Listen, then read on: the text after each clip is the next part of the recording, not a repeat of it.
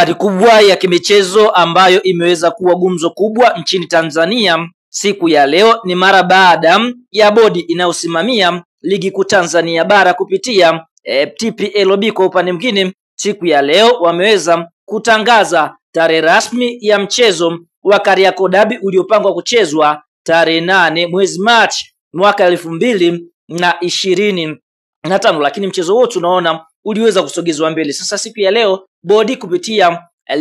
taarifa ambayo wameweza kuitoa, basi mchezo huu unatarajiwa kuchezwa tarehe 15 mwezi wa 6 mwaka 2025 katika uwanja wa Benjamin Mkapa. Hii yote inatokana na kwamba